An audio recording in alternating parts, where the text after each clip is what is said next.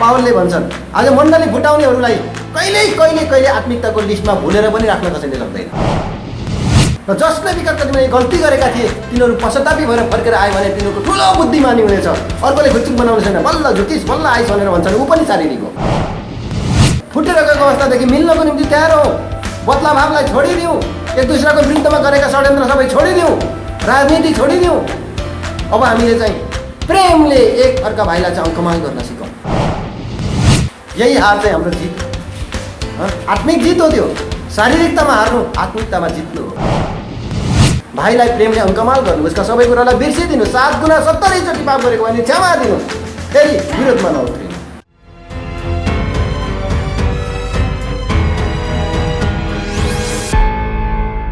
कृपया हामीले योन्नाको सुसमाचार पल्टाउनेछौँ। यहाँनिर गेत्सेमनीको बगैँचामा घटेको एउटा घटना हामीले देख्दछौँ। त्यहाँनिर प्रभुले अगाडि पाहाडमा जानुभन्दा पहिला चेलाहरूलाई जससँग तरबार छैन त्यसले कोट बेचेर तरबार किनोस् भनेर भन्नुभएको थियो। यस कुरालाई यिनीहरूले गहिराइमा बुझ्न सक्यो। यो चाहिँ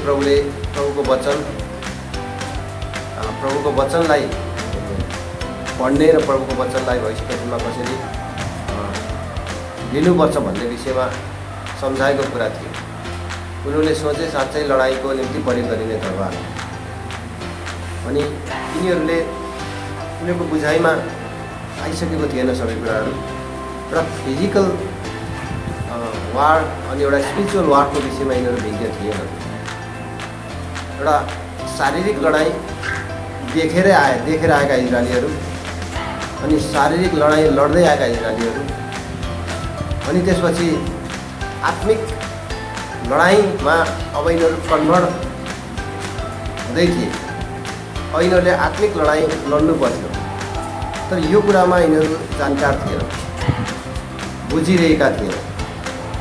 त्यसै कारणले यहाँनिर झट्टै कन्भर्ट हुनु चाहिँ गाह्रो थियो। आज हिजो मात्रै त्यो समस्या होइन, आज पनि त्यो समस्याले तपाईँ हामीलाई त्यसरी नै गाँजेको हुन्छ। कहिले कहिले त बडो हाँसो लाग्दो अवस्था देखिन्छ विश्वासीले। कहिले कहिले त उनीहरूले एउटा सुनियोजित तरिकाले त्यस्तो कुराहरू भन्दै गरेका हुन्छन्।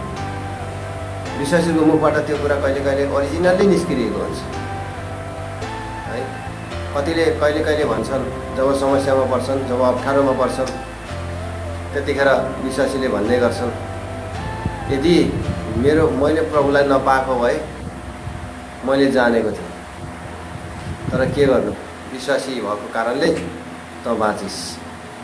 विश्वासी भएको कारणले आज म चुप लाग्नु परेको छ, विश्वासी भएको कारणले आज मैले सहनु परेको छ। यदि म विश्वासी थिइनँ भने मैले चखाउने थिएँ। यस्ता शब्दहरू विश्वासीको मुखबाट निस्किन्छ। अनि यो सबै कुराहरू निस्किनुको पछाडि कति कुरा इन्टेन्सनल्ली निस्किन्छन्, कति कुराहरू उनीहरूको बाध्यात्मक स्थितिमा उनीहरू गुज्रिरहेका हुन्छन्, त्यसरी निस्किन्छन्। कति कुराहरूमा आफ्नो पहिलाको अवस्थालाई उनीहरूले अझै पनि प्रदर्शन गर्न चाहन्छन् कि म हिजो कस्तो लडाकु थिएँ, म हिजो कस्तो किसिमको बलवान थिएँ, मेरो सामने जो पाए त्यही मान्छे टिक्न सक्दैनथे, मेरो सामने कुनै पनि मान्छे आउन सक्दैनथे। यावत कुराहरू जसरी अयुबले भन्छन्, उनी पनि आत्मिक लडाइँमा प्रवेश गरि नसकेको अवस्थाको मान्छे हो। उनले भन्छन्, मेरो सामने कसैले शिर ठाडो पारेर हेर्दैनथ्यो, कसैले शिर खडा गरेर मेरो सामने आँखा उठाएर मलाई हेर्न सक्दैनथ्यो। आज मलाई सबैले तुच्छ ठान्दैछ। यस किसिमले अयुबले पनि भनेको कुरा हामी देख्दछौँ। त्यतिखेर अयुबको त्यो भनाइ आफ्नै विगतको भैकमसँग जोडिएको छ। यहाँनिर यी सबै कुराहरू मैले सुरुमै किन गरेँ भन्दा मैले हिजो भनिरहेको थिएँ, कति कुराहरू भन्दा भन्दै मान्छेले चाहिँ त्यसको गलत अर्थतिर लगिहाल्छन्। त्यसै कारणले कुनै पनि कुराको व्याख्यानको क्रममा मलाई कुराहरू त्यसको उद्देश्यलाई सुरुमै घुसाउनु मलाई मन लाग्छ है। यो मैले जो अन्तिममा व्यक्त गर्ने जुन पर्ने कुरा, जुन उद्देश्यलाई मैले सुरुमै घुसाइरहेको छु। अब हामी यहाँनिर देख्दछौँ पत्रुस लगायत चेलाहरू चाहिँ गेत्सेमनीको बगैँचामा छन् प्रभुसँग। अब प्रभुले उनीहरूसँग यो संसारको जुन पनि शिक्षा दिँदै हिँड्ने जुन पनि क्रुसमा टाँगिनुभन्दा पहिला बिताउनु पर्ने जुन पनि समयको एउटा लास्ट समय हो, चाहिँ अन्तिम समय। यस पश्चात प्रभु येशू मसीह उनीहरूबाट टाढा भइरहनु भएको थियो। प्रभु येशू मसीहले पिउनु पर्ने प्याला पिउन गइरहनु भएको थियो। प्रभु येशू मसीह जुन मार्गबाट जानुपर्थ्यो त्यो मार्गबाट उहाँहरू भएर गइरहनु भएको थियो। अनि जुन प्यालाको विषयमा प्रभुले चेलाहरूलाई सोध्नुभएको थियो, जुन प्याला म पिउँछु के तिमीहरू पिउन सक्छौ भनेर प्रभुले भनिरहनु भएको थियो। त्यो मार्गबाट भएर चेलाहरू गइरहेका थिए, के अरे प्रभु गइरहनु भएको थियो। अनि उनीहरूले भनेका थिए हामी पिउन सक्छौँ। यहाँनिर यसलाई बुझ्नको निम्ति हामीले एउटा पद यहाँनिर पढ्दैछौँ। मत्तीको सुसमाचार 20 अध्यायमा आउनुहोस् त कृपया। प्रभुले चेलाहरूलाई सोध्नु भएको यो कुरा यहाँ यस कुरासँग मैले एउटा रिलेटेड भएको मैले देखिरहेको छु। यसलाई ध्यान दिएर सुन्नुहोस् प्लिज। तपाईँले ध्यान दिएर सुन्नुभयो भने बुझ्नु पनि हुन्छ। नत्र भने आज तपाईँ हामी प्रभुको आगमनको पर्खाइमा जो पर्खेर बसिरहेका छौँ, उहाँको आगमनको बाटो जो तपाईँ हामीले हेरिरहेका छौँ, हाम्रो शारीरिक जुन पनि समस्या अनि आत्मिक वारमा कन्भर्ट हुन नसकेको, आत्मिक लडाइँमा परिवर्तन हुन नसकेको हाम्रो अवस्था चाहिँ बाधक बन्न सक्छ। अनि प्रभुको आगमनलाई प्रतीक्षा गर्ने जुन पनि एउटा जुन पनि सौभाग्य जो तपाईँ हामीसँग छ, यस कुरादेखि हामी भाग हुन सक्छौँ। या त तपाईँ हामीले यो संसारमा जुन तरिकाले आज सहनशीलतालाई धारण गर्नुपर्ने हो, या जुन तरिकाले हामी प्रभुले भनेअनुसार उहाँको वचनको मार्गमा पाइनुपर्ने हो, त्यहाँनिर नपाइन सक्छौँ। अनि हामीसँग भएका कतिपय कुराहरू बाधक हुन सक्छन्। अनि हामीले यस्ता किसिमका कुराहरू उद्घोष गर्न सक्छौँ, म किन सक्दिनँ, म किन कमजोर छु र, या म सानो निर्णयको मान्छे होइन, या ममा के कुराको कमी छ र, या म अरू जस्तो सामान्य सोचको मान्छे होइन, यावत जस्ता कुराहरू हामी अरूको तुलनामा हामीबाट निस्किँदै गरेका हुन सक्छौँ। अनि त्यसै कारणले आफूलाई चाहिँ आफ्नै तरिकाले हामीले सक्षम देख्दै गरेका हुन सक्छौँ है। यसै कारण हामीले यहाँनिर बुझ्नु जरुरी छ। नबुझेका समस्याले धेरैचोटि हामीमा काम गर्छन्। मैले ती कुराहरू बताइरहेको हुन्छु, ती कुराहरू कतिचोटि हामी अलमलमा परिरहेका हुन्छौँ, तर यो वास्तविक कुरा हो। यस कुरालाई हामीले गहिराइमा बुझ्यौँ भने हामी ठुलो समस्याबाट पार भएर जान्छौँ। प्रिय, हामी आज जुन परिस्थितिबाट गुज्रेर गइरहेका छौँ र जस्तो एउटा अवस्थामा हामी चाहिँ झगडिएका छौँ, त्यो अवस्थादेखि हामी छुटकारा पाउनु जरुरी छ। र आज परमेश्वरले चाहेको कुरा मण्डलीमा तब मात्रै परमेश्वरले देख्न सक्नुहुन्छ। त्यो एउटा स्पिरिचुअल वातावरण त्यहाँनिर क्रिएट हुनुपर्नेछ। त्यहाँनिर त्यो स्पिरिचुअल वातावरण, त्यो आत्मिकी वातावरण त्यहाँनिर सिर्जना हुनुपर्नेछ। हामीमा, हाम्रो परिवारमा, हाम्रो स्थानीय मण्डलीमा, अनि यो युनिभर्सल चर्चमा। संसारको कुरा त नगरौँ, संसार त यो बिना बाँच्दैन जुन कुराबाट हामी अलग हुन चाहिरहेका छौँ। संसार त्यो दिन बिना जिउँदैन जुन कुराबाट हामी अलग हुँदैछौँ, हामी अलग भएका छौँ, जुन कुराबाट हामी अलग हुन चाहन्छौँ। तर हामी विश्वासीको सम्बन्धमा हामी संसारबाट अलग हुनुपर्छ। विगतका अस्तिका दिनमा हामीले कुरा हेरेका छौँ कि संसार र विश्वासी बिचको जुन पनि सम्बन्ध, हामीले यो पढेका छौँ होइन, यस विषयमा सुनेका छौँ हामीले। र हामी जुन संसारको सम्बन्धबाट अलग हुनुपर्ने जुन पनि सम्बन्ध, तर यो कुरालाई व्यवस्था गरेर चेलाहरूले प्याच्च बोलेका छन् यहाँनिर। तर पनि प्रभुले उनीहरूको निर्यातालाई बुझ्नुहुन्छ। त्यसै कारण त्यहाँनिर उनीहरूलाई चाहिँ शारीरिकताको संज्ञा दिइरहनु भएको छैन, तर केही कुरा उहाँले आफ्नै तरिकाले बताइरहनु भएको छ।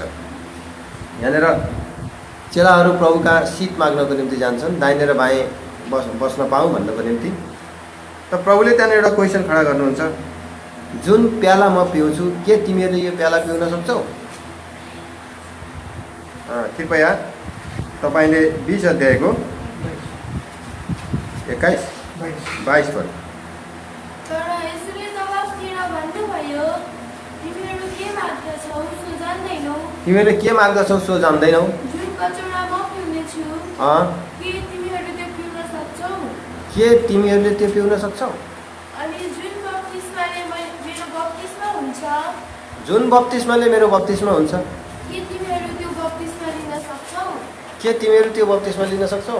तिनीहरूले उहाँलाई भने, हामी सक्छौ। ल हेर्नुहोस् यहाँनिर यिनीहरूको जुन पनि यिनीहरूको एउटा आफ्नै कुरामा भर परेको अवस्था, आफ्नै तरिकाले यिनीहरूले यो कुरालाई चाहिँ बडो सजिलो किसिमले यिनीहरूले उद्घोष गर्छन्। वाइ नट भनेको जस्तो क्या, किन सक्दैनौ? हामी सक्छौँ नि। यहाँनिर पत्रुसमा मात्रै यो समस्या बल्झे भएको होइन, यो समस्या अरू चेलाहरूमा पनि थियो भन्ने कुरा यहाँबाट हामी देख्छौँ।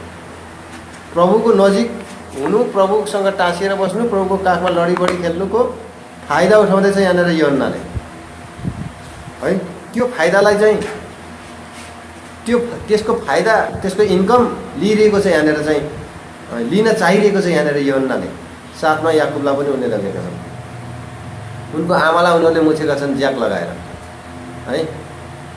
यो हो उनीहरूको निरीहताको पराकाष्ठा।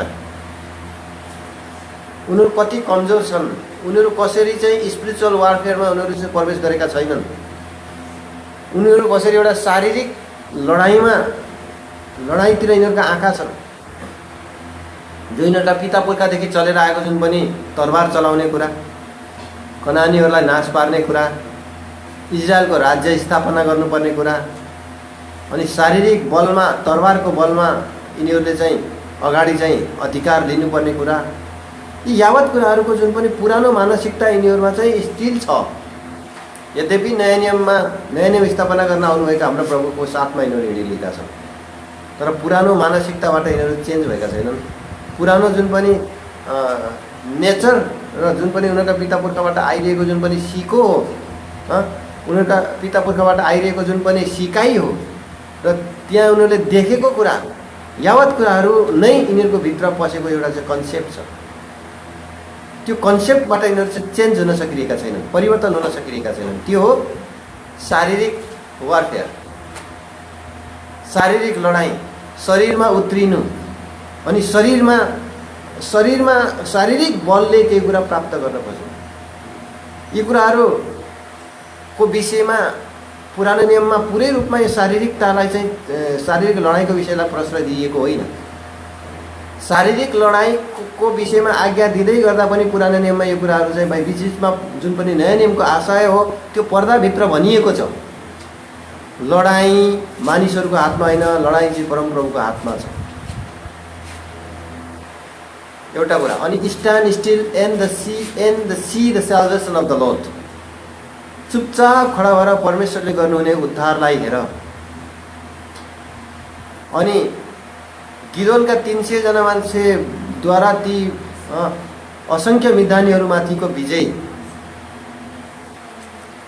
अनि यहाँनिर यहोसापातका थोरै मान्छेहरू लड्दै नलडिकन मोआबी, अम्मोनी, सेयरवासीहरू माथि हुन सकेको उनको विजय।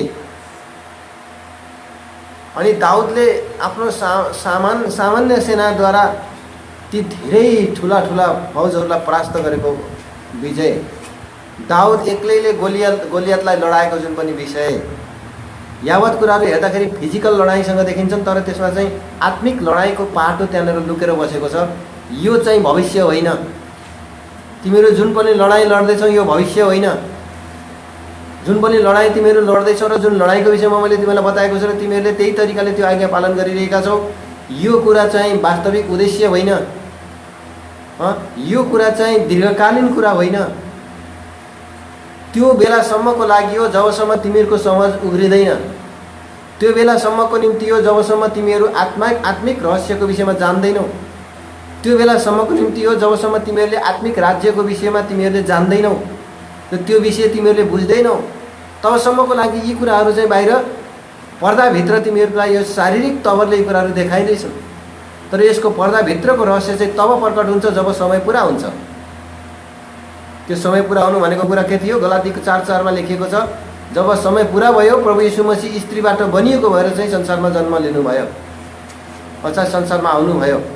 अनि यो महिमित उद्देश्यलाई उहाँले चाहिँ पुरा गरिदिनु भयो। अनि त्यो उद्देश्य पुरा गर्नुभन्दा पहिला यहाँनिर प्रभुले चाहिँ त्यही मनसायको शिक्षा उहाँले दिइरहनु भएको छ। त्यसकारण यहाँनिर चेलाहरूको एउटा उनीहरूको जुन पनि उत्तरलाई यहाँनिर हेर्नुहोस्, त्यो उत्तर चाहिँ कस्तो खालको छ भन्दाहुँदै, हामी सक्छौँ, जुन प्याला म पिउँछु के तिमीहरू पिउन सक्छौ? हामी सक्छौँ। त्यति सजिलो थिएन यो प्याला पिउनु। एउटा कुरा त कष्ट सहन शरीरमा गाह्रो छ, मैले यो विषय मात्रै बताइरहेको छैन, यहाँनिर अर्को विषय बताउँदैछु मैले। किन उनीहरू सक्दैनथे अनि फेरि उनीहरूले किन सक्नु पर्थ्यो? यो कुरा नसकेर पनि हुन्थेन। त्यसै कारण हामी सक्छौँ भन्ने कुरालाई प्रभुले इन्कार गर्नु भएन। कहाँ सक्छौ तिमीहरूले? कदापि सक्दैनौ, होइन, त्यो भन्नु भएन प्रभुले। ठिकै छ, तिमीहरूले त्यो प्याला पिउनेछौ, तिमीहरूले त्यो बप्तिस्मा पनि लिनेछौ। त्यो प्याला पिउनै पर्थ्यो, त्यो बप्तिस्मा लिनै पर्थ्यो। यिनीहरूले यहाँनिर पिउँछौ भनेको कारणले पिउनु परेको होइन। यिनीहरूले पिउँछौ नभने पनि यिनीहरूले पिउनु पर्थ्यो। त्यो सत्य भएको कारणले गर्दा पिउनेछौ भन्नुभएको प्रभुले। अनि किन सोध्नुभयो त फेरि? किन सोध्नुभयो भन्दाखेरि स्टिल तिनीहरूको अवस्था चाहिँ पिउन सक्ने अवस्थामा थिएन,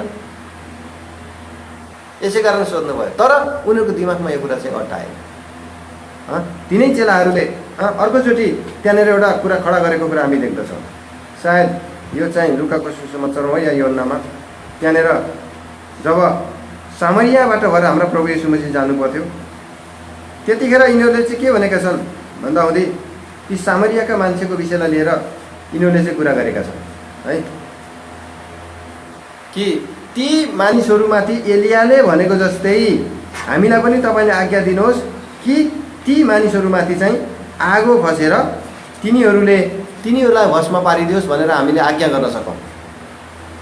यहाँनिर चेलाहरूको भित्री जुन पनि जोस, शारीरिक वारफेयर, बदला भाव, अनि एकदम त्यो पाखुरा बजार्ने कुरा भन्छ नि, पाखुरा देखाउने कुरा, मसलको प्रदर्शनी, अनि यिनीहरूको जुन पनि एउटा शारीरिक जुन पनि पुर्खौली अन्डरस्ट्यान्ड छ, यो कुरा चाहिँ यिनीहरूभित्र चाहिँ त्यो किसिमको रगत चलिरहेको छ। यद्यपि प्रभुका कुरा सुनिरहेका छन्, प्रभुले कहिले यो कुरा गर्नुभएको छैन, त्यो शिक्षा सुनिरहेका छन्, उहाँले गरेका ती ठुला ठुला कामहरू देखिरहेका छन्, तर तिनीहरूको जुन पनि शारीरिकताले त्यहाँनिर अवसर लिन खोजिरहेको अवस्था छ। तपाईँले देख्नुभयो त्यहाँनिर एउटा नक्सा, त्यहाँनिर एउटा चित्र तपाईँले देखिरहनु भएको छ। त्यहाँनिर एउटा किसिमको यस्तो किसिमको जुन पनि माहौल उनीहरूमा भएको जुन पनि स्वभाव छ, उनीहरूमा भित्र चाहिँ खेल्दै गरेको जुन पनि रगत छ, त्यो रगतलाई मैले यहाँनिर देखाउँदै गर्दाखेरि तपाईँले देख्दै हुनुहुन्छ। यो बडो गम्भीर कुरा छ। यहाँनिर के भन्दैछन् यिनीहरूले भन्दाहुँदै 9 अध्यायमा, लुकाको सुसमाचार 9 अध्यायमा हामीले हेऱ्यौँ भने त्यहाँनिर तिनीहरूले भन्दछन्, यो चाहिँ याकुब र योहन्ना नै थिए जसले चाहिँ 20 अध्यायमा यो कुराहरू गर्दछन्। यिनीहरूले यो कुरा गर्दछन्। 54 पल्ला पढ्नुहोस् त कृपया, 54। अनि जब उहाँका चेला याकुब र यूहन्नाले यो देखे, तब तिनीहरूले भने, हे प्रभु, के हामी एलियाले गरे चाहिँ आकाशबाट आगो बर्सने र तिनीहरूलाई भस्म पार्ने आज्ञा दियो कि तपाईँ? के एलियाले जस्तै तिनीहरूलाई भस्म पार्ने आज्ञा दियौँ हामीले? के तपाईँ चाहनुहुन्छ यो कुरा? अनि तर उहाँले फर्केर तिनीहरूलाई हकार्नुभयो र भन्नुभयो, तिमीहरू कस्तो किसिमको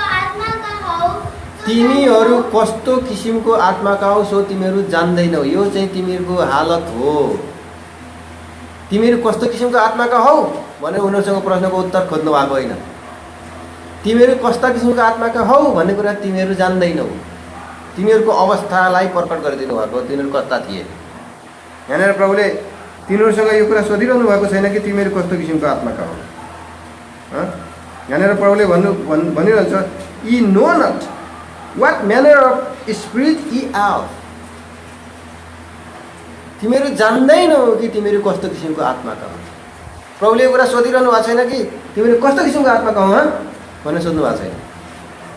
तिमीहरू जान्दैनौ कि तिमीहरू कस्तो किसिमको आत्माका हौ भन्ने कुरा, यो तिमीहरूको निरीहता हो। अब कसरी एउटा निरीह मान्छेलाई हप्ताएर हुन्छ र?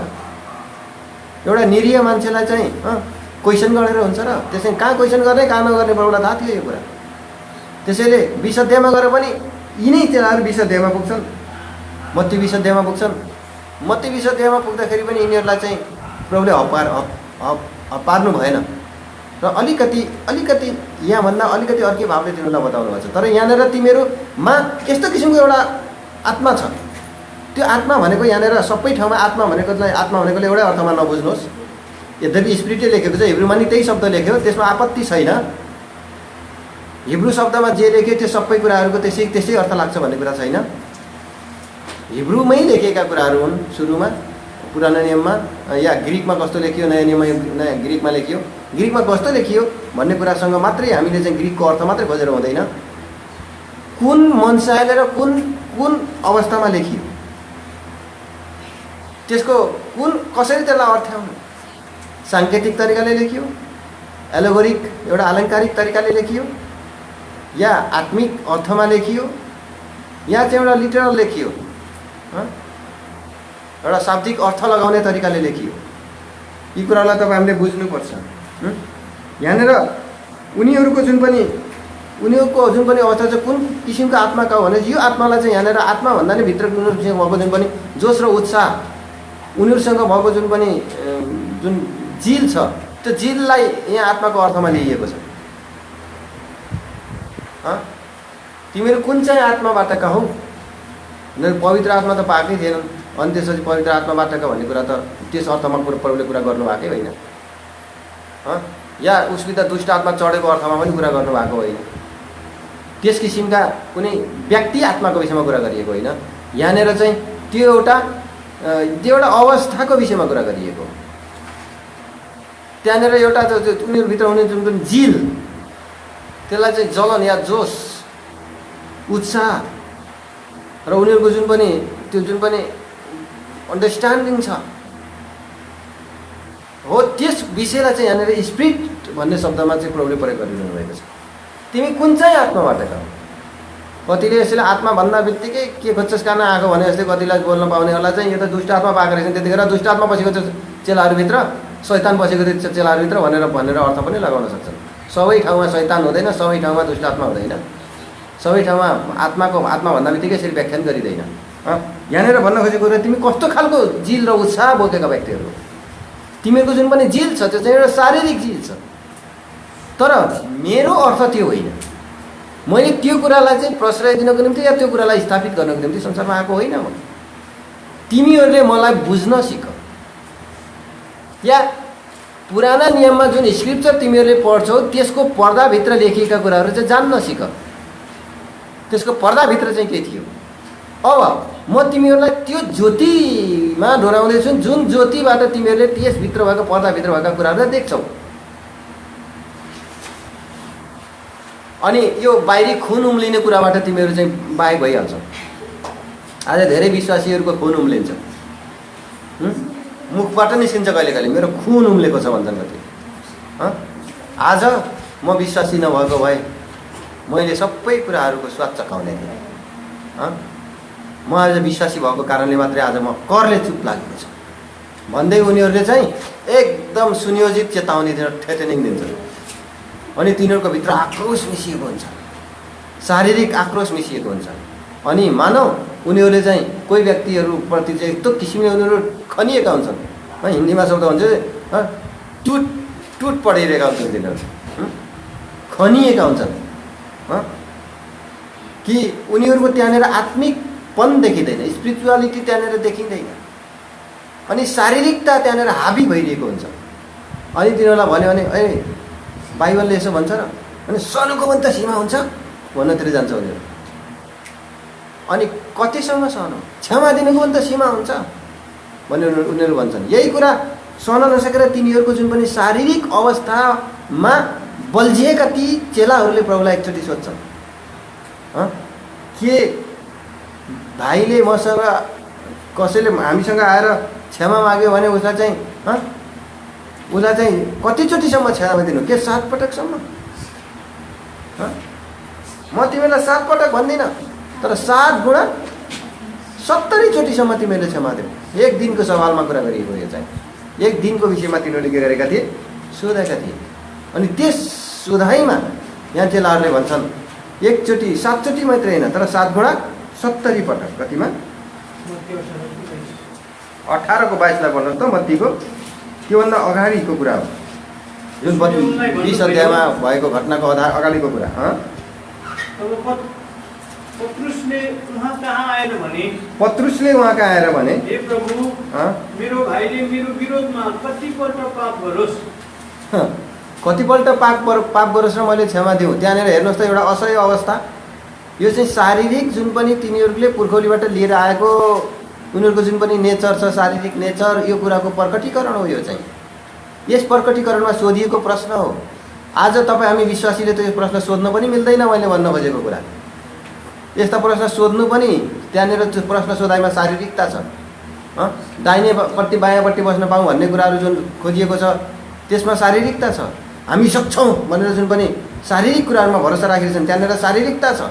हामीलाई अर्डर दिनुहोस्, हामीले आगो वर्षेर यी चाहिँ तपाईँलाई पनि त्यो बाटोबाट हिँड्न नदिनेहरूलाई चाहिँ भस्म पारोस् भनेर हामी आज्ञा गरौँ। यहाँनिर शारीरिकता छ।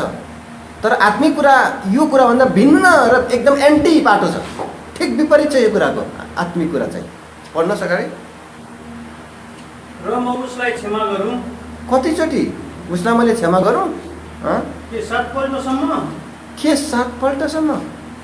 यसुले उनलाई भन्नुभयो, म तिमीलाई 7 पल्टसम्म भन्दिनँ, तर 70 गुणा 7 पल्टसम्म। म तिमीलाई 7 पल्टसम्म भन्दिनँ, तर 70 गुणा 7 पल्टसम्म। यो चाहिँ शरीरमा जिउने मान्छेको निम्ति बिल्कुल इम्पोसिबल। सम्भावना नास्ति, त्यहाँनिर सम्भावना हुनै सक्दैन। के कुनै पनि व्यक्तिलाई एक दिनमा 490 चोटि कसैले आएर क्षमा माग्छ? 490 चोटि क्षमा गल्ती गर्छ र 490 चोटि क्षमा माग्छ, तपाईँले क्षमा दिनुहुन्छ? कतिचोटि तपाईँको भाइले धेरैचोटि तपाईँसित चाहिँ तपाईँको विरुद्धमा गल्ती गरेको होला, तपाईँले टार्गेट गराउनुहुन्छ? आजको समय कस्तो समयमा गुज्रेका छौँ प्रिय हो? बडो खतरनाक र बडो डरलाग्दो समयमा हामी गुज्रिरहेका छौँ। अरूहरूको कुरा छोडिदिनुहोस्, हाम्रै विश्वासी लोकहरू, हाम्रै विश्वासी जनहरू एक आपसमा भित्र मनमा खुनेसो राखेर बस्छन्। अनि मैले यो व्यक्तिलाई कतिचोटि मैले क्षमा दिएँ, कतिचोटि मैले क्षमा दिएँ, अब त म सक्दिनँ। सरी, मलाई क्षमा दिनुहोस् भने तिमीलाई कतिचोटि क्षमा दिनुपर्ने? क्षमाको नि एउटा सीमा हुन्छ। अब त म सक्दिनँ। तपाईँले साँच्चै भन्नुभएको, तपाईँले सक्नुहुन्न, किनभने तपाईँ आत्मिक हुनुहुन्न। यसकारण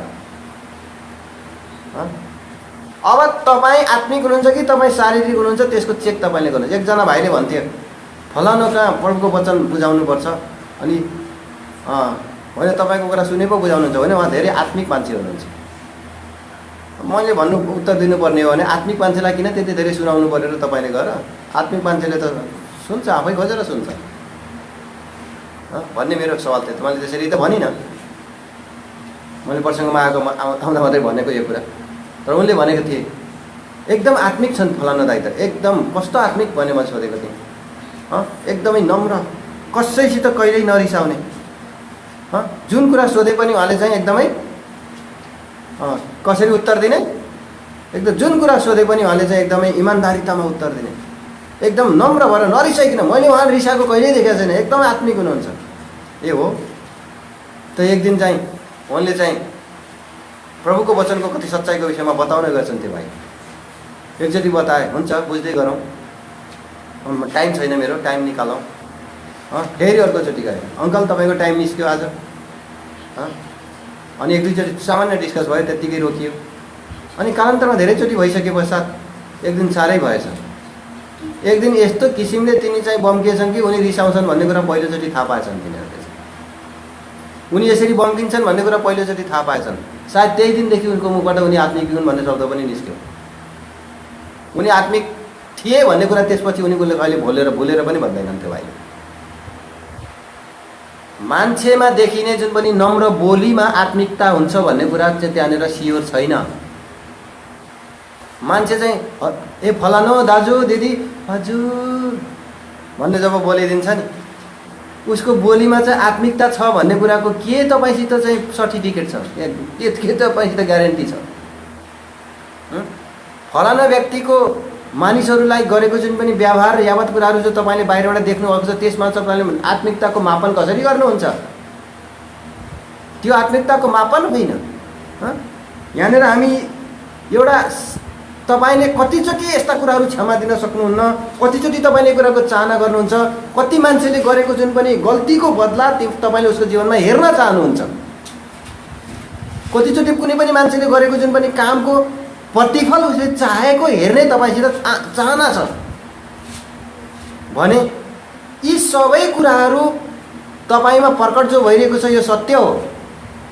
अनि त्यो सत्यताको पछाडि यसले तपाईँलाई प्रमाणित गरिरहेको छ कि तपाईँ शारीरिक मान्छे हुनुहुन्छ, तपाईँ आत्मिक हुनुहुन्न। अब स्पष्ट रूपले कुरालाई विचार गरौँ, प्रभु यीशु मसीह आउँदाखेरि आत्मिक मान्छे उठाइन्छन् कि शारीरिक मान्छे? शारीरिकतामा कुनै पनि मान्छे छ भने त्यो मान्छे र्याप्चरको निम्ति विजयी हुन सक्दैन, किनभने र्याप्चरमा बाधा दिने चिज भनेको शारीरिकता हो। र्याप्चरमा शारीरिकताले बाधा दिन्छ। आत्मिकपनमा शारीरिकतामाथि चाहिँ ओभरकम हुनुपर्छ। आत्माद्वारा शारीरिक क्रियाकलापहरूलाई प्राप्त गर्नुपर्छ र ऊ आत्माद्वारा शारीरिक क्रियाकलापहरू जितिएको हुनुपर्छ अनि ऊ आत्मिक भावमा आएको हुनुपर्छ। त्यो बिना कोही पनि शरीरमाथि विजय हुन सक्दैन। विजय भनेको के हो भनेको शारीरिकतामाथिको विजय हो। ओभरकमर्स भनेका ती विजयहरू भनेका चाहिँ जसले शारीरिकतालाई जितेका छन् अनि जो चाहिँ आत्मिक भएका छन्, जो चाहिँ आत्मिकतामा आएका छन्, तिनीहरू चाहिँ ओभरकमर्स हुन्। प्रत्येक ओभरकमर्सले प्रत्येक ओभरकमर्सहरू मात्रै चाहिँ र्याप्चरमा उठाइन्छन्। अब तपाईँ हामीले एकदम नजिकबाट र्याप्चरको प्रतीक्षा गरिरहेका छौँ, एकदम नजिकबाट तपाईँ हामीले र्याप्चरलाई हेरिरहेका छौँ। अब र्याप्चर हुन्छ भन्ने कुराको चाहना तपाईँ हामीले गरिरहेका छौँ भने, तपाईँ हामी र्याप्चरमा उठाइन चाहन्छौँ भने तपाईँ हामीले एकचोटि त्यहाँनिर ध्यान दिएर बुझ्नु जरुरी छ।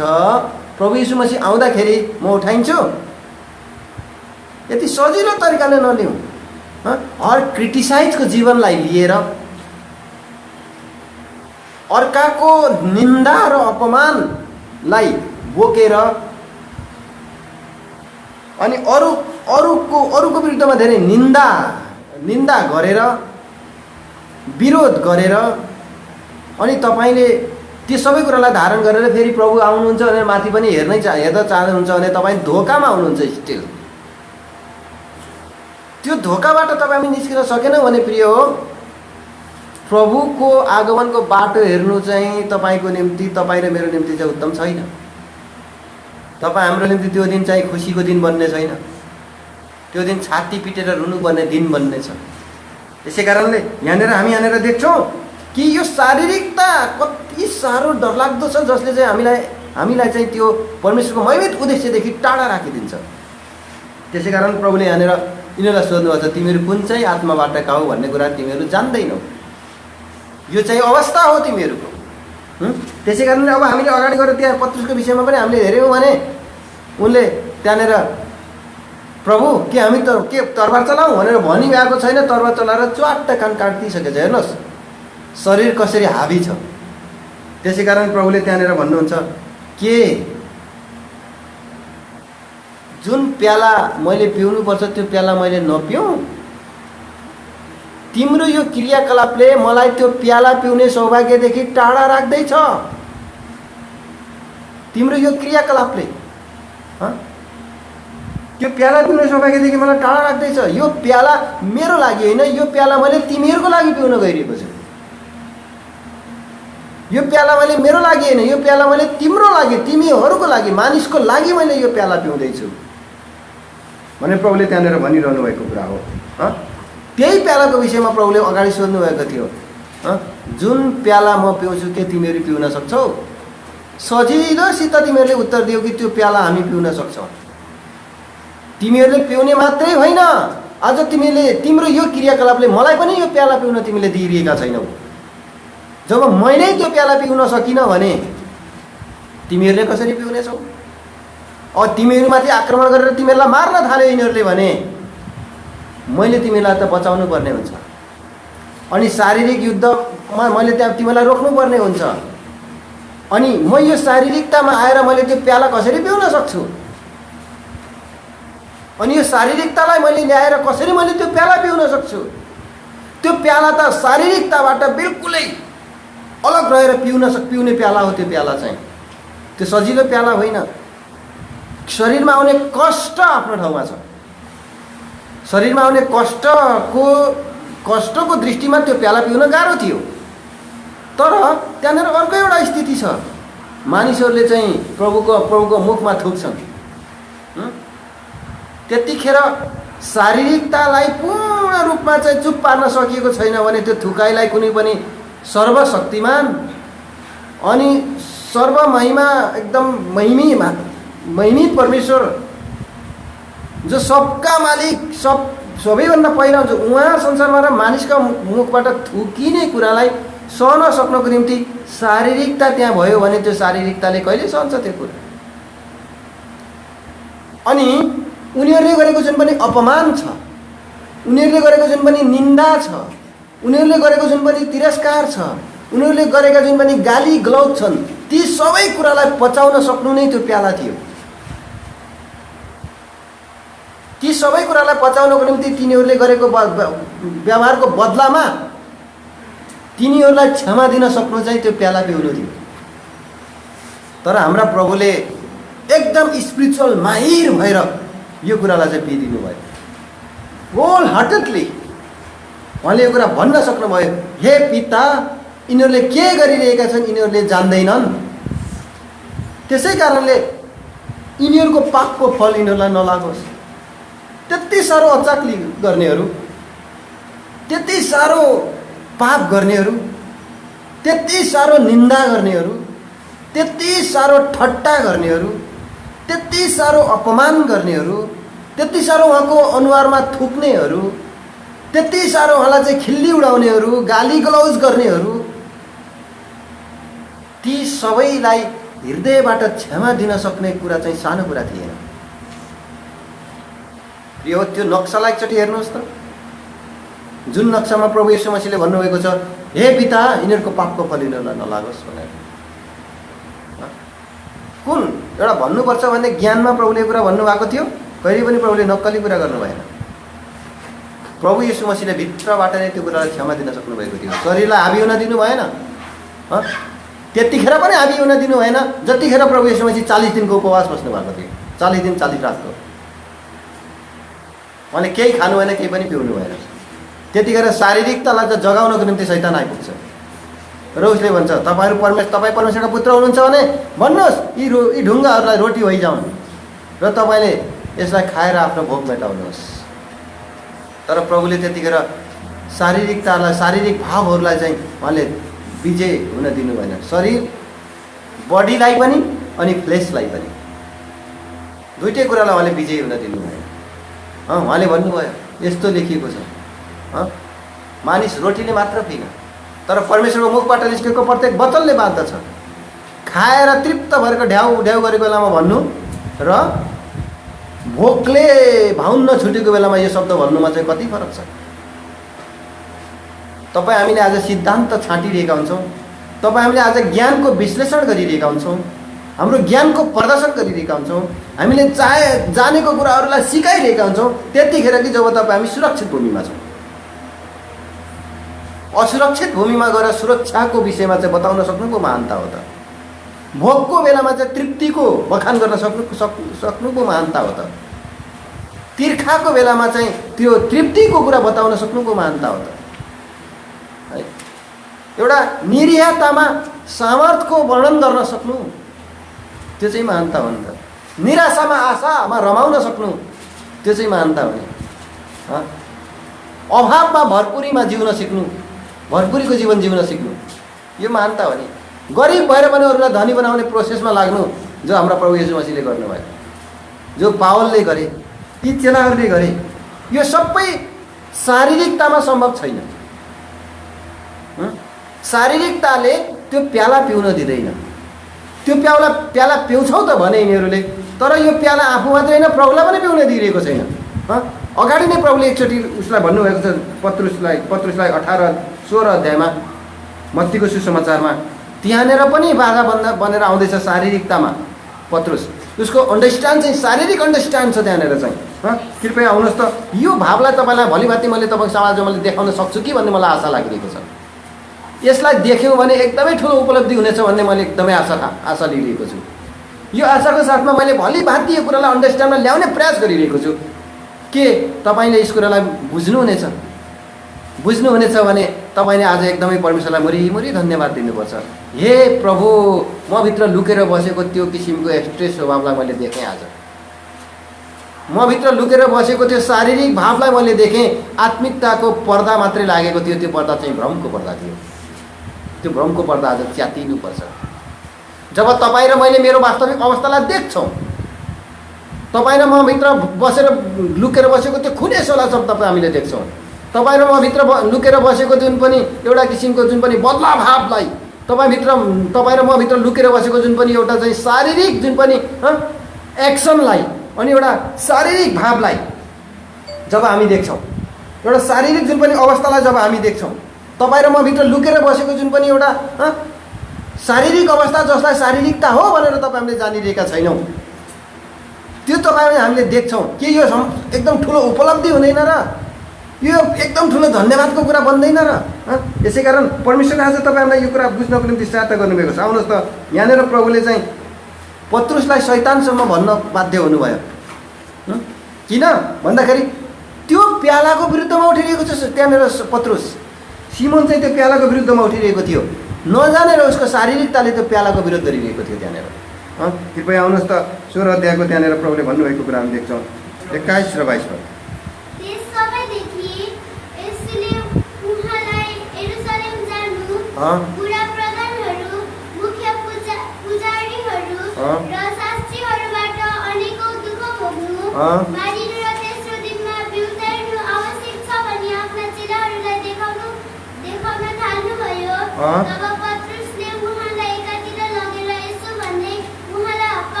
यहाँ हेर्नुहोस् त पत्रुसको शारीरिक अवस्था।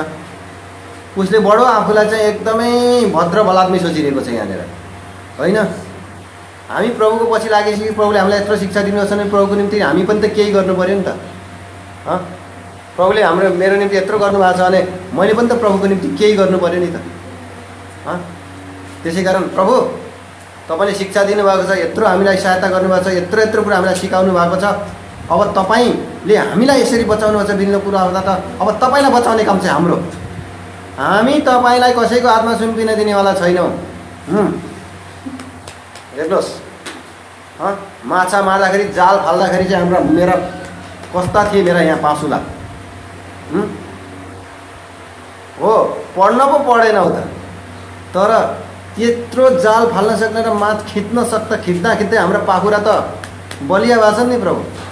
त्यसै कारण आफ्नो गुरुलाई कसैले यस्ता यी पापीहरूको आत्मा सुम्पिन दिन्छ? धन्दा नमान्नुहोस्, यस्ता किसिमका हारुवा कुरा हजुरले गर्न मिल्दैन। हामी छँदै भन्न खोजेको कुरा चाहिँ यो हो क्या, शारीरिकतामाथि गरेको गर्व।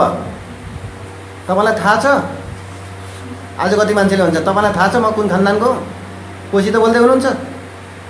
एकजना सामाजिक अभियन्ता भनेर नेपालमा अहिले प्रख्यात चिनिने एकजना व्यक्तिको एकचोटि मैले फोन रेकर्डको विषयमा मैले सुनिरहेको थिएँ। कसै अर्को व्यक्तिले गरिरहेको रहेछ। उनसित कुरा गर्दा, ए तैँले मलाई के सोचेको छस्? आफ्नो जातिको नाम लिएर उनले भन्दै थिए, म कुन जातिको भन्ने थाहा छ? यो जातिमाथि हात हाल्नु सजिलो छैन है। कुन जातिसित कुरा गर्दै, कुन जातको मान्छेसित तिमी कुरा गर्दैछौ, कुरा गर्दैछस्।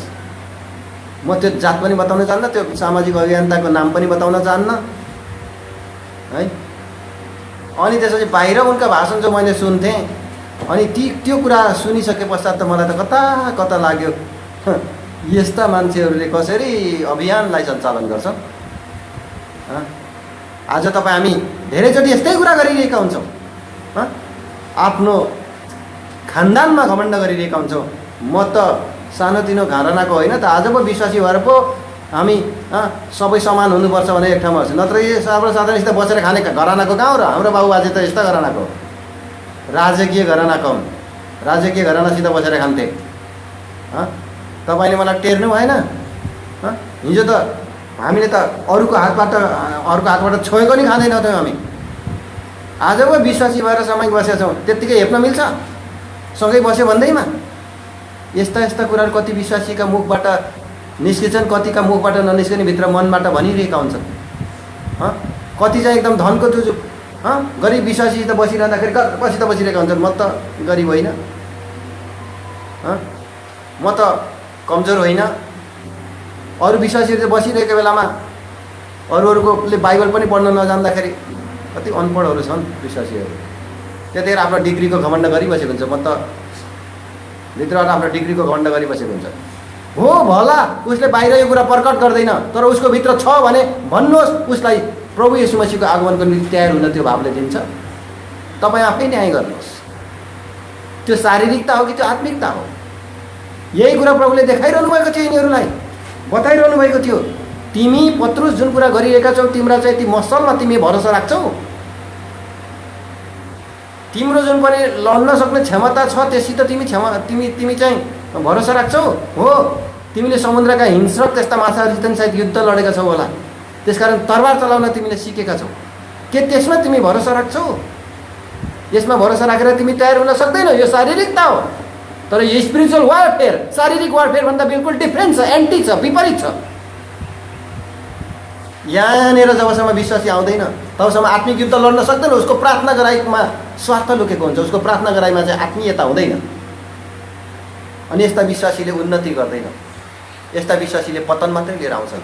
मण्डलीको उन्नति नहुनुको पछाडि, आज प्रभुको काम पढेर नजानुको पछाडि, मण्डलीमा फोट हुनुको पछाडि, मण्डलीमा दलबन्दी हुनुको पछाडि यो चाहिँ कारक हो, शारीरिकता चाहिँ कारक हो। कति विश्वासीहरू जबरजस्ती मण्डली फुटाएर जान्छन्, झुक्न मान्दैनन्, पश्चाताप गर्न मान्दैनन्। पश्चाताप गर्नु भनेको उनीहरूको निम्ति ठुलो विषय भन्छ, किनभने शारीरिकता हाबी छ उनीहरूसँग चाहिँ। उनीहरूलाई झुक्न दिँदैन त्यो कुराले चाहिँ। आफ्नो कुरा, आफ्नो एजेन्डाबाट पछाडि हट्न चाहँदैनन् मान्छे। म हार्छु कि भन्ने डरले उनीहरूलाई भित्रभित्र खाएको छ, क्याउ खाएको छ। हार्ने डरले उनीहरूलाई चाहिँ जिन्दगीभरि सताएर बसेको छ। अनि यही हो उनीहरूको शारीरिकता।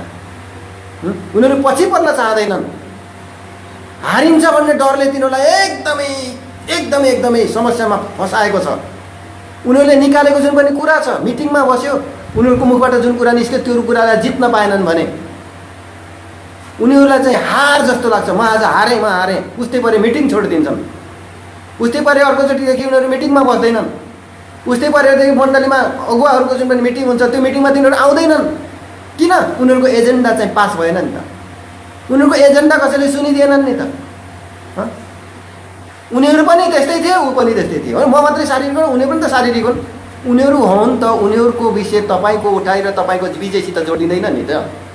तपाईँ र मेरो विजयको कुरा त मेरो आफ्नो व्यवहारसित जोडिन्छ नि। म चाहिँ आत्मिकतामा आएँ कि आइन भन्ने कुरासित जोडिन्छ नि त यो कुरा। त्यसै कारण आज आत्मिक कुरा के हो?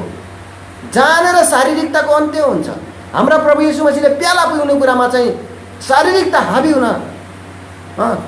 हुँदैन थियो। हाम्रा प्रभुमा भएन त्यो शारीरिकता हाबी, तर पत्रुसको व्यवहारले शारीरिकतातिर लिएर जाँदै थियो। त्यसैले पत्रुस तिमीले, अझ सिमोन तिमीले तरबार चलायौ भने मैले यो प्याला पिउनको निम्ति तिमी बाधा भन्छौ। तिमीले तरबार चलायौ भने मैले चाहिँ के गर्न सक्दिनँ? यो प्याला पिउन सक्दिनँ। त्यसै कारण तिम्रो तरबार म्यानमा हाल। सेपरेटमा प्रभुले छिटै उसको कान निको पारिदिइहाल्नु भयो। ए मेरो कान काटिदिए यसले, मेरो कान काटिदिए यसले। उसले भनिरहेको बेला थियो भने निश्चय भन्दै थियो मेरो कान काटिदियो, हुँ गर्दै रुँदै थियो होला। मलकुस चाहिँ मरे भन्दै रुँदै थियो होला। अर्को मान्छे उसले के भयो? मेरो कान काटियो। सपना देख्दैछस् क्या? तेरो कान त्यही छ त। त्यहाँ लडाइँको वातावरणै आएन। यति छिटो प्रभुले निको पारिदिनु भयो उसको कान। काटिएको कान पनि कसैले देख्न पाएन, च्वाट्टै पारिदिएको थियो, भुइँमै खसेको थियो, चट्टै प्रभुले त्यसलाई ठिक पारिदिइहाल्नु भयो। त्यहाँनिर कुनै निशानी देखिएन। मेरो कानले च्वाट्टै पारिदियो, हेर्नुहोस् खोइ तेरो कान यहीँ छ। यो पागल, यो सपना देख्दैछ यसले भन्ने कुरा थियो त्यहाँनिर। किन कान काटिदिएछ भने कसैले क्वेसनसम्म निकाल्न पाएन। यदि क्वेसन निकाल्न पाएको भए हाम्रा प्रभुले पिउने प्यालामा त्यहाँनिर चाहिँ बाधा आउँथ्यो। हेर्नुहोस्, तपाईँ हाम्रो व्यवहारले अरूको कार्य, हाम्रा प्रभुको कार्यसम्ममा बाधा पार्न जान्छ भने तपाईँ हाम्रै जीवनमा चाहिँ कतिसम्म बाधा पार्छ, कतिसम्म बाधा पार्छ। यही कुरा सोचेर चाहिँ पत्रुसले के भनेको थियो त्योभन्दा अगाडि, प्रभु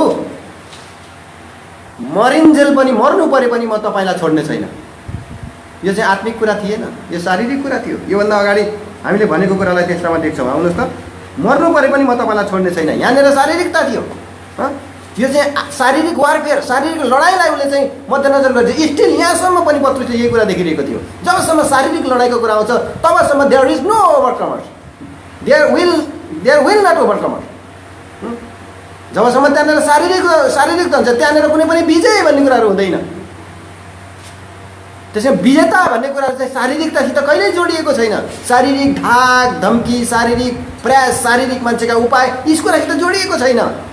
त्यसै कारण प्रिय एकदम गौर गरेर हेर्नै पर्ने विषय हो यो चाहिँ, बुझ्नै पर्ने विषय हो यो चाहिँ। त्यहाँनिर पत्रुसले चाहिँ भनेको कुरालाई फेल बनाउने हाम्रो परमेश्वरको उद्देश्य होइन। तिम्रो घुर्कीलाई, तिम्रो चाहिँ कुरालाई म फेल बनाएरै छोड्छु भने हाम्रो प्रभुको उद्देश्य होइन। हामीसित राम्रा कुरा निस्किन्छन् भने किन फेल हुन्छन् र? कहिल्यै फेल हुँदैन। हाम्रो राम्रा कुरा त प्रभुले लिनुहुन्छ उहाँको कामको निम्ति, उहाँको सेवाको निम्ति। तर दुःखको कुरा, हामीमा राम्रै कुरा नपाइनु चाहिँ कति दुःखको कुरा हो, होइन? त्यसै कारणले यहाँनिर हामी अलि अगाडि त्यहाँनिर हामीले हेऱ्यौँ भने त्यहाँनिर के बताइएको छ? प्रभुले जब त्यो लुकाको पुस्तकमा नि हामी हेर्न सक्छौँ। त्यहाँनिर उसले चाहिँ के भनेको छ पत्रुसले? मर्नु परे तापनि म तपाईँलाई के गर्ने छैन, छोड्ने छैन भनेर उसले के गरेको छ? यसरी प्रण गरेको छ। कृपया आउनुहोस् त, लुकाको सुसमाचार। झ्यालखानामा जानु, बरु मर्न तयार छु। सके उनीहरूले मार्छन्, नसके म मार्छु, सके म मार्छु, नसके उनीहरूले मार्छन्, तर तपाईँलाई त म छोड्दिनँ। यस अर्थको शारीरिक व्याख्यान हो यो। यहाँनिर प्रभुले चाहिँ शारीरिक युद्ध खोजिरहनु भएको छैन। यो शारीरिक लडाइँको कुरा छैन। कसैले मलाई बचाओस् भन्ने परमेश्वरको प्रभुको चाहना छैन। त्यहाँनिर उहाँ आफैको हातमा छ यो कुरा। पिताले दिएको प्याला पिउने कि नपिउने भन्ने कुरो उहाँ आफ्नै हातमा छ। त्यसैले प्रभुले तल गएर प्रार्थना गरेको कुरा हामी देख्छौँ।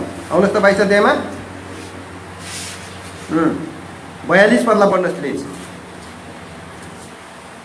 हे पिता, तपाईँले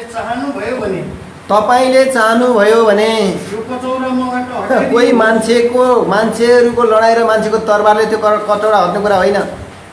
परमेश्वरले चाहनुभयो भने मात्रै त्यो प्याला हट्छ। तर परमेश्वरले चाहनु भएको छैन भन्ने प्रभुलाई थाहा थियो, पिताले चाहनु भएको छैन भन्ने पुत्रलाई थाहा थियो यो कुरा। त्यसै कारणले उहाँले चाहिँ तरै पनि तपाईँको इच्छा अनुसार होस् भनेर उहाँले चाहिँ त्यो कुरा स्वीकार्नु भएको छ। अनि तरै पनि मेरो इच्छा होइन, तर तपाईँको इच्छा पुरा होस्। मेरो इच्छा अनुसार होइन, तपाईँको इच्छा पुरा होस्। त्यहाँनिर प्रभुको इच्छा चाहिँ पुरा हुनु पर्थ्यो, परमेश्वरकै इच्छा पुरा हुनु पर्थ्यो। त्यो प्याला पिउनै पर्थ्यो उहाँले। शारीरिकता हाबी भएर चाहिँ त्यो रोकिनु हुँदैन थियो भने अर्कोतिर परमेश्वरको इच्छामा पनि त्यो कुरा रोकिँदैन थियो। त्यसै कारण यो प्याला चाहिँ बडो गम्भीर प्याला थियो। उहाँ शरीरमा आएर शारीरिकतालाई पुरै जित्नु पर्थ्यो उहाँले। उहाँ शरीरमा प्रकट भएर चाहिँ पुरै शारीरिकता उहाँमाथि कति पनि हाबी हुनु हुँदैन थियो। यो ओभरकमर सेक्रेट, विजयहरूको रहस्य यहाँनिर प्रिय हो। यो पन जब तबसम्म हामी भित्र पाउँछौँ तबसम्म तपाईँ हामीले ऱ्याप्चरको कल्पना गर्नु चाहिँ त्यो तपाईँ हाम्रो निम्ति सपना हुन्छ।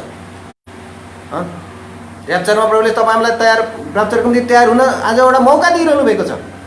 तपाईँ हामी ऱ्याप्चरको निम्ति तयार हौँ भन्ने परमेश्वरको चाहना छ। तर तपाईँ हाम्रो चाहिँ यस किसिमको शारीरिक भावले हामीलाई ऱ्याप्चरको निम्ति तयारी हुन दिइरहेको छैन। त्यसैले तपाईँ हामीले बडो बोझको साथमा आज प्रार्थना गर्नु जरुरी छ कि परमेश्वरको एउटा उद्देश्यलाई तपाईँ हामीले यहाँनिर जान्नु जरुरी छ कि उहाँले त्यो प्याला पिउन चाहनु भएको थियो। त्यो प्याला उहाँले पिउनु पर्थ्यो। जुन बेला म पिउँछु त्यतिखेर पिउन सक्छौँ, हामी सक्छौँ। कहाँ सक्यो त पत्रुसले? त्यतिखेर त तरबार चलाइरहेको छ यस्तोले प्याला पिउँछ। यो प्याला पिउन सक्ने अवस्था होइन। तर पछिका दिनमा गएर उसले पिउनै पर्थ्यो यो प्याला। त्यसैले उजा चाहिँ मानिसहरूले तिमीले जहाँ चाहँदैनौ त्यहाँ तिमीलाई मान्छेले लिएर जानेछन्। जब तिमी फर्किन्छौ, पत्रुस मेरा भेडालाई सम्हाल। जब तिमी आत्मिकतामा आउँछौ, होसमा आउँछौ, तिम्रो शारीरिक लडाइँ सकिन्छ।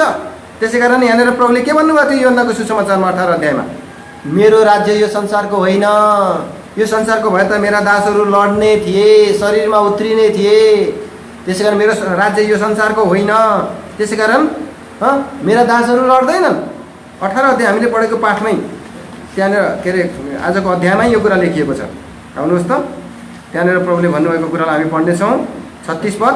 यसुले जवाफ दिनुभयो, अँ? मेरो राज्य यस संसारको होइन। मेरो राज्य यो संसारको होइन।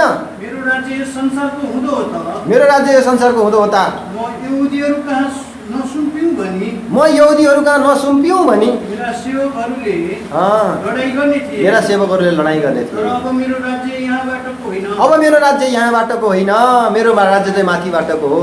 यसको मतलब मेरो राज्य चाहिँ कार्नर र शारीरिक राज्य होइन, मेरो राज्य चाहिँ आत्मिक राज्य हो। बुझ्नुभयो? आत्मिक राज्य। अब तपाईँ हामी त्यो आत्मिक राज्यमा आएका छौँ, हामी आत्मिक राज्यका भागीदार भएका छौँ। त्यसै कारण त्यो आत्मिक राज्यमा त्यहाँनिर के छैन, हामी जब आउँछौँ त्यहाँनिर एउटा शारीरिक कुराहरू त्यहाँनिर छैन, त्यहाँनिर शारीरिक कुराहरू हाबी छैनन्। त्यहाँनिर जब आत्मिक राज्य आउँछ, त्यो आत्मिकतामा सबै आत्मिक राज्यमा सबै आत्मिक कुराहरू आत्मिक हुन्छन्। त्यहाँनिर शारीरिक कुराहरू त्यहाँनिर चाहिँ हुँदैन। त्यसै कारण परमेश्वरले आज तपाईँ हामीलाई गर्नुभएको होस्, तपाईँ हाम्रो लडाइँ चाहिँ अब रगत र मासुको विरुद्धमा होइन। हामी मानिससित नलडौँ, हामी भाइसित नलडौँ, हामी कुनै पनि अर्को व्यक्तिसित हामी नलडौँ। अब एक दुस्रामा हामी मनमुटाव नगरौँ। मनमुटाव छ भने पश्चाताप गरौँ, फर्कौँ। साँचो पश्चाताप गरेर प्रभुतिर फर्कौँ। त्यसै कारण यहाँनिर परमेश्वरको वचनमा भनिएको छ, एफिसीको पत्रीमा हामीले त्यहाँनिर हेऱ्यौँ भने त्यहाँनिर प्रभुले भन्नुभएको कुरालाई हामी देख्छौँ। हाम्रो लडाइँ चाहिँ मासु र रगतको विरुद्धमा होइन। त्यही भाइ भाइको विरुद्धमा लड्नु त कहाँसम्मको झन् पनि एउटा चाहिँ नराम्रो कुरा हो। हामी हाम्रो शारीरिक जोसमा आउनु कहाँसम्मको नराम्रो कुरा हुन्छ। त्यसै कारण हामी भाइ भाइको विरुद्धमा पनि हामी लड्दैनौँ। अब मण्डलीमा फाटो आउने कुराको हामी विरुद्धमा रहनेछौँ। हुँदैन, हामी सहनेछौँ। हामी चाहिँ एकदम पश्चाताप गर्नेछौँ। विगतमा हामीले गल्ती गरेका थियौँ भने त्यो गल्तीदेखि हामी फर्केर आउनेछौँ, प्रभुसित पश्चाताप गर्नेछौँ। हे प्रभु, म मेरा पापदेखि फर्केर आउँछु। म मेरो शारीरिकतालाई ठाउँ दिने छैन। म अब शरीरमा लड्ने छैन। अब म एक दुस्रालाई चाहिँ घुसी ताक्ने छैन। म एक दुस्रालाई अब चाहिँ आँखाले ताकेर हेर्ने छैन। म मेरो शारीरिक भावदेखि म पश्चाताप गरेर फर्केर आउँछु। म पश्चाताप गर्छु। म अब शरीरमा रहन्न। भाइको विरुद्धमा कुनै पनि त्यस्ता किसिमका शारीरिक योजनाहरू हामीले गरेका थियौँ भने, षड्यन्त्र गरेका थियौँ भने त्यहाँदेखि हामी पश्चाताप गरौँ, फर्कौँ। शारीरिक भाव केही पनि नराखौँ, बदला भाव नराखौँ। बदला लिने काम हाम्रो होइन। परमेश्वरको क्रोधलाई ठाउँ दिउँ। किनभने मान्छेले क्रोध गर्यो भने, मान्छे रिसायो भने, मान्छेले रिसाएर केही गर्न सक्दैन। परमेश्वरको धार्मिकतालाई त्यसले के गर्न सक्दैन, सघाउन सक्दैन। याकुबको पत्र 1 अध्याय 20 पद कृपया। म एकदम छिटो सकिरहेको छु। अब याकुबको पत्र 1 अध्यायको 20 पद।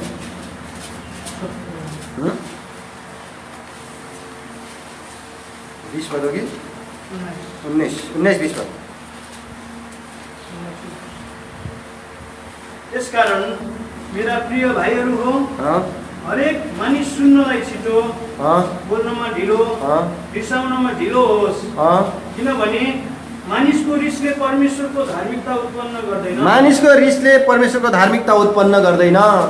देख्नुभयो त, कतिचोटि रिसाएर हुन्छ कि भने हामी रिसाएर कुनै पनि समस्याको सल्भ गर्न थाल्छौँ। कसैलाई हप्काएर हुन्छ कि हप्काएर समस्याको समाधान गर्न खोज्छौँ। कतिलाई चाहिँ एकदम ठाडै मुकाबिला गरेर हुन्छ कि सब शारीरिक मुकाबिलाहरू हुन् यिनीहरू। कसैलाई न्याय गराएर कारवाही गरेर हुन्छ कि मण्डलीको अनुशासनको निम्ति गरिने कारवाही आफ्नो ठाउँमा छन्, तर त्यो रिसमा गरिनु हुँदैन, प्रेमको साथमा गरिनुपर्छ। आदमलाई परमेश्वरले कसैलाई निकाल्नै पऱ्यो भने आदमलाई परमेश्वर अदनको बगैँचाबाट निकालेको जस्तो निकाल्नुपर्छ। यहाँबाट पनि निकाल्नु भएको होइन। प्रभुले बडो प्रेमको साथमा तिमी यहाँभित्र बस्न एकदमै ठिक छैन आदम, अब यहाँभित्र बस्न सक्दैनौ। यहाँभित्र बस्यौ भने तिमी झन् ठुलो समस्यामा फस्छौ। यसै कारण तिमी बाहिर निस्किनुपर्छ। मन नमानिकन प्रभुले निकालेको कुरा थियो। आज कसैलाई कारवाही गर्दाखेरि रिसले कारवाही गर्नु हुँदैन। हामीले कोही व्यक्तिले दुःख पाउँदा कहिल्यै पनि ठिक पऱ्यो भन्नु हुँदैन। बदलाको भाव हामीले कहिले राख्नु हुँदैन। त्यो सबै शारीरिकता हो। कसैलाई चाहिँ त्यसले मसित यस्तो गर्यो, मैले पनि त्यसको एक दिन बदला लिनेछु भन्ने कुरा हामीले राख्नु हुँदैन हामीभित्र। त्यो शारीरिकता हो। त्यसलाई पनि मैले केही दाम तिरेर मैले शपथ सिकाउनुपर्छ। कसैले भन्छ नि यो गलत कुरा हो, हामी कोही होइनौँ हामीले कसैलाई पाठ सिकाउनको निम्ति। त्यसको नतिजा त देखाउनु पऱ्यो नि, अलिक चखाउनु त पऱ्यो नि फलानुलाई, नत्र भने त उसले आफूलाई चाहिँ केही कानै सम्झिन्छ। अझ सम्झोस् न, त्यसले तपाईँलाई घाटा के पारे, तर तपाईँलाई नोक्सान मात्रै भएको छ त्यो कुराले जब तपाईँ त्यसको विरुद्धमा उठ्नुहुन्छ। प्रभु आउँदाखेरि छोडिने कारण बन्छ यो, तपाईँको विजयमायाले चाहिँ बाधा दिन्छ। होइन भनेर नभन्नुहोस्, बाइबलले यो कुरा बताइरहेको छ। त्यसै कारणले मानिसको रिसले, मानिसको क्रोधले परमेश्वरको धार्मिकतालाई सघाउँदैन, कति पनि सघाउँदैन। त्यसै कारण हाम्रो लडाइँ चाहिँ मासु र रगतको विरुद्धमा होइन, तर आत्मीय स्थानमा भएको आत्मिक सेनाको विरुद्धमा हो भने त्यो लडाइँ चाहिँ आत्मिकतामा लडिन्छ, शारीरिकतामा होइन। त्यसै कारणले मत्तीको पुस्तकमा भनेको त्यो ठाउँमा तपाईँ हामी आइपुग्छौँ। कसैले तिमीलाई एक गाला हान्छ भने अर्को गाला थापिदेऊ, कसैले तिमीलाई एक कोष जबरजस्ती एक कोष लाग्छ भने 2 कोषै गइदेऊ, कसैले तिम्रो कोट खोज्छ, सुरुवाल खोज्छ भने त्यसलाई कोट पनि दिइहाल, अथवा कोट खोज्छ भने सुरुवाल पनि दिइहाल। कसैले तिमीलाई चाहिँ गाली गर्छ भने त्यसको निम्ति आशिष मागिदेऊ। बिल्कुलै बदला भाव र भित्रको त्यो शारीरिक खुनको कुरा छँदै छैन क्या त्यसमा। शारीरिक खुन चाहिँ एकदमै शीतल भइहाल्यो उसको। अब त्यसले कहिल्यै बदला भावको काम गर्दैन। बदला नल्याऊ, परमेश्वरको क्रोधलाई ठाउँ देऊ। रोमीको पत्रिमा यो कुरा लेखिएको छ। यी सबै कुरा पढ्न मलाई टाइम लाग्ने भयो। त्यसै कारण यी सबै कुरालाई तपाईँले जब ध्यान दिनुहुन्छ तब तपाईँ बिल्कुल त्यतिखेर म बल्ल आत्मिक मान्छे बन्नुहुन्छ। कसैले तपाईँलाई गाली गर्दाखेरि भित्रभित्र तपाईँले चाहिँ क्षमा दिनुहुन्छ, प्रभु उसलाई क्षमा दिनुहोस्, प्लिज प्रभु क्षमा दिनुहोस्। स्टिफनस जस्तै भइहाल्नुहुन्छ तपाईँ। ढुङ्गाले हानेर मार्ने व्यक्तिहरूको निम्ति उठेर नसकी पनि घुँडा टेकेर माफी मागिदिने मान्छे बन्नुहुन्छ तपाईँ। यो हो आत्मिक मान्छे। भित्रभित्र कुरा पालेर बाहिर चाहिँ हजुर भनेर बोल्ने मान्छे आत्मिक हुँदैन प्रिय हो। धोका नखानुहोस् र धोका नखाऊ र धोका नदेऊ पनि अर्कोलाई। त्यसै कारण हामी त्यस्ता मान्छे नबनाऊ। परमेश्वरले आज सहायता गर्नुभएको छ तपाईँ हामीलाई। हामी त्यस्ता किसिमका व्यक्ति नबनाऊ भनेर परमेश्वरको दया अनुग्रह तपाईँ हामीप्रति भएका हुन्। परमेश्वरको दयाले हामीलाई सम्हालेको होस्, हामी आत्मिकतामा आउन सकौँ। एकदम धेरै कुराहरू थिए, मैले अब सक्नै पर्ने भयो किन टाइमले नेटो काट्यो। त्यसै कारणले गर्दाखेरि यो शारीरिकताको कुरामा तपाईँ कहिले पनि नठगिनुहोस्। तपाईँले धेरै देखिसक्नुभयो होला मलाई लाग्छ। पत्रुसले तरबार चलाइरहेको थियो। पत्रुसले म तपाईँलाई छोड्दिनँ भनेको थियो। पत्रुसले मर्न पनि तयार छु भनेको थियो। शारीरिक मृत्युको कुरा गर्दै थियो उसले। अनि म तपाईँलाई कसले पक्रिन्छ प्रभु, यस्तो कुरा तपाईँले नगर्नुहोस् भनेर भन्दै थियो। तिनीहरूले हामी प्याला पिउन सक्छौँ भनेर भनिरहेका थिए। सबै शारीरिकतामा, शारीरिक जोसमा गरेका निर्णयहरू यिनीहरू सबै। आत्मिक कुरामा चाहिँ यी सबै कुराहरू हुँदैन। आत्मिक कुराहरूको पाटै छुट्टै छ, त्यो बिल्कुलै गम्भीर छ त्यो चाहिँ। त्यसै कारण आजदेखि हामीले प्रार्थना गर्न सुरु गरौँ, प्रभु म शारीरिक हो कि आत्मिक हो। कोरिन्थीको मण्डलीमा फुट थियो, के तिमीहरू शारीरिक होइनौ? पावलले भन्छन् आज मण्डली फुटाउनेहरूलाई कहिले आत्मिकताको लिस्टमा भुलेर पनि राख्न कसैले सक्दैन। उनीहरू आत्मिक हुँदै होइन। मण्डली फुटेर जानेहरू, आफ्नो आज चाहिँ छुट्टै ग्रुप बनाउनेहरू, अनि मण्डलीलाई फुटेर मण्डलीलाई चाहिँ छुट्टै सेक्टर बनाउनेहरू, दल बनाउनेहरू, प्यानल बनाउनेहरू, यी प्यानल बनाउनेहरू सबै प्रभुको आगमनमा कसरी उठ्छन्। चाहे ठुलो मान्छे होस्, चाहे ठुलो प्रभुको दास होस्, चाहे सानो मान्छे होस्, जोसुकै होस्, प्यानल खडा गर्ने जुन पनि उद्देश्य राखिएको छ, त्यहाँनिर आफ्नो जुन पनि सेक्टर बनाउने उद्देश्य राखिएको छ, आफ्नो पक्षमा खिच्नको निम्ति समुद्र चालले ती फरिसीहरू जस्तो चाल हो। यो चाहिँ यो शारीरिक चाल हो। यो चालले कहिले पनि विजय दिँदैन। ऱ्याप्चरमा चाहिँ यसले विफल बनाउँछ। आज मण्डलीलाई फुटको बाटोमा थियो भने र मण्डली प्रभुको आगमनमा उठाइन चाहन्छ भने आज त्यो फुटको बाटोबाट छिटो फर्कुन् र आज यो संसारमा पश्चातापको निम्ति दिनुभएको यो समयलाई चाहिँ सदुपयोग गरून्। र जसले विगतका दिनमा गल्ती गरेका थिए तिनीहरू पश्चातापी भएर फर्केर आयो भने तिनीहरूको ठुलो बुद्धिमानी हुनेछ। अर्कोले खुच्चिङ बनाउने छैन, बल्ल झुकिस बल्ल आइस भनेर भन्छन्, ऊ पनि शारीरिक हो। आखिर झुक्नु त पर्ने रहेछ नि, को रहेछ गल्ती थाहा भयो भनेर कसैले भन्दैछ भने ऊ पनि शारीरिक हो। उसले त त्यतिखेर भन्नुपर्छ भाइ यही कुराको म प्रतीक्षामा थिएँ, नत्र त तिमी पनि दोषी थियौ, म पनि दोषी थिएँ। भाइ तिमी कहिले फर्केर आउँछौ भन्ने यही प्रतीक्षामा म थिएँ। म यसलाई गर्वको विषय जान्छु, भाइ तिमी त मभन्दा महान रहेछौ भनेर भन्नु पो पर्छ। बल्ल झुकिस भनेर भन्नु त्यो चाहिँ शारीरिक हो। शारीरिकले भन्न दिनुहोस् भन्छ भने डराएर तपाईँ चाहिँ यसले यसो भन्छ, म गएँ पश्चाताप गरेँ भने बल्ल झुकिस भन्छ, त्यसकारण म जान्न भन्छ भने तपाईँ फेरि शारीरिक हो। अर्कोले भन्छ भनेर तपाईँ किन डराउनुहुन्छ? परमेश्वरको दृष्टिमा आफूलाई ठिक पार्न चाहनुहोस् न। आत्मिकले त यसो पो गर्छ त। आफू झुक्छ, आफ्नो एजेन्डा हार्छु कि भनेर उसलाई डर हुँदैन। आफ्नो कुरामा हार्छु कि भनेर डर हुँदैन। के भन्छ मान्छेले? झुकी छोडे आखिर यही रहेछ गल्ती भनेर चिन्छन्, ठिकै छ प्रभुसित मात्रै मान्छु यस्तो नभन्नुहोस्। तपाईँलाई शारीरिकताले जित्दैछ, त्यो शारीरिकताबाट फर्किनुहोस्। आफ्नो मामेलालाई मिलाउनुहोस्। कोही मान्छेसित झुकेको होइन यो, परमेश्वरको वचनको सच्चाइमा आएको हो, शारीरिकताबाट आत्मिकतामा आएको हो यो कुरा। त्यसै कारणले पश्चाताप गर्न तयार हौँ, मानिलिन तयार हौँ, फुटेर गएको अवस्थादेखि मिल्नको निम्ति तयार हौँ, बदला भावलाई छोडिदिउँ, एक दुसराको विरुद्धमा गरेका षड्यन्त्र सबै छोडिदिउँ, राजनीति छोडिदिउँ। अब हामीले चाहिँ प्रेमले एक अर्का भाइलाई चाहिँ अङ्कमाल गर्न सिकौँ। यो चाहिँ आत्मिकतामा यही कुरा हुन्छ। जब शारीरिकता हाबी भएर जान्छ, अङ्कमाल गर्ने कुरा त के, हात पनि मिलाउन सक्दैन। अब लकडाउनको कारण मिलाउन नसक्ने कुरा त छुट्टै हो, तर आत्मीय तरिकाले मिल्दैन त्यहाँनिर हात। उनीहरूका वचन बाँच्छन्, आपसमा टक्राउ हुन्छ, त्यहाँनिर विरोध हुन्छ, त्यहाँनिर फुट हुन्छ, त्यहाँनिर दलबन्दी हुन्छ, त्यहाँनिर सबैको नतिजा चाहिँ ऱ्याप्चरमा छुडाउन चाहेको शैतानले, शैतान चाहिँ विजय हुन्छ। शैतान हाँसेर बस्छ, तपाईँ रोएर बस्नुहोस्। यदि तपाईँ हाँस्न चाहनुहुन्छ भने आज परमेश्वरले दिनुभएको समयलाई सदुपयोग गर्नुहोस्। प्लिज फर्किनुहोस्, प्लिज फर्किनुहोस्। जहाँ हुनुहुन्छ, जुन किसिमको अवस्थामा तपाईँ हुनुहुन्छ, शारीरिक जुन पनि कुरा तपाईँले राखिरहनु भएको थियो, शारीरिक लडाइँका कुरा राख्नुभएको थियो, पहिलाको कुरा हेर्नु भएको थियो, तपाईँको आफ्नो मर्यादालाई हेरिरहनु भएको छ, प्लिज छोडिदिनुहोस्, प्लिज छोडिदिनुहोस्। आउनुहोस्। प्रभु यीशु मसीहले जो प्याला पिउनु भयो, सबैमा त हारेर प्याला पिउनु भयो। हारभित्रको जित, हारभित्रको जित, यही हार हो हाम्रो जित, हारभित्रको जित, यही हार हो हाम्रो जित। हारभित्रको जित, यही हार चाहिँ हाम्रो जित हो। आत्मिक जित हो त्यो। शारीरिकतामा हार्नु, आत्मिकतामा जित्नु हो। प्रभुले यही कुरा चाहनु भएको हो। के जुन प्याला म पिउँछु तिमीहरू पिउन सक्छौ? अब गम्भीर भन प्रभु, भएर भनौ, प्रभु तपाईँमा भएर सक्छु, म आफै सक्दिनँ। जे कुरा सकिरहनु भएको छैन, प्लिज प्रार्थना गर्नुहोस्, प्रभुमा समर्पण गरिदिनुहोस् आफूलाई। प्रभु म सक्दिनँ, तपाईँ सक्नुहुन्छ, तर म चाहन्छु। प्रभुले नि भन्नुभएको थियो, यो प्याला पिउनु मेरो निम्ति गाह्रो छ, तर पिता तपाईँको इच्छा पुरा होस्। सजिलो छैन। आज तपाईँ प्याला पिउन चाहनुहुन्छ, पिउने छौ, चेलाहरूले भन्नुभयो। चेलाहरूलाई प्रभुले भन्नुभयो, तपाईँ हामीले पिउनुपर्छ त्यो प्याला। यो प्याला पिउनु भनेको चाहिँ आत्मिकतामा सहन सक्नु, सबै किसिमको बदलावलाई छोडिदिन सक्नु, शारीरिक उन्मादलाई छोडिदिन सक्नु, अनि एकदम सहेर आउनु। त्यहाँनिर यो प्याला पिउनु बडो गाह्रो प्याला हो यो। सबैले सक्दैनन्। तपाईँ जब सक्नुहुन्छ, तपाईँ विजयी हो, तपाईँ जित्नेवाला हो। विजेताले मात्रै सक्छ यो प्याला पिउनु। हारुवाले के को प्याला पिउँछ? हारुवाले प्याला पिउँदैन।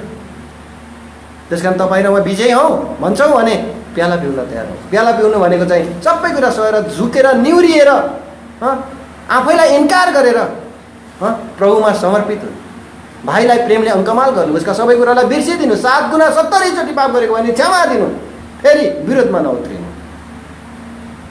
परमेश्वरले आज गर्नुभएको होस्, साँच्चै यस ठाउँमा हामीलाई उभ्याउनु भएको होस्, एउटा साँचो उन्नति, जागृति, उत्थानको कारण भएका हुन्। तब मण्डलीमा हामी जागृति देख्न पाउँछौँ। प्रभुको आगमनलाई हर्षसाथ हामी मिलेर प्रतीक्षा गर्न पाउँछौँ। प्रभुको महिमा भएका हुन्। आज हाम्रो जीवनमा एउटा उल्लेखनीय काम भएका हुन्। परमेश्वरको महिमा भएका हुन्। अब हामी कुरा काट्न छोडेर, बात गर्न छोडेर, गनगन गर्न छोडेर पश्चातापतिर लागौँ। प्रिय हो, हामी तयारी हौँ, उहाँको आगमनको दिनको निम्ति तयारी हौँ। वचनलाई हामी यही राख्नेछौँ। परमेश्वरले हामीलाई आशिष दिनुभएको होस् र यसरी धेरै आत्मिक फलहरू फलाउन सक्ने कारण भएका हुन्। त्यहाँनिर हामीले चाहिँ आत्मिक लाभ उठाउन सकौँ।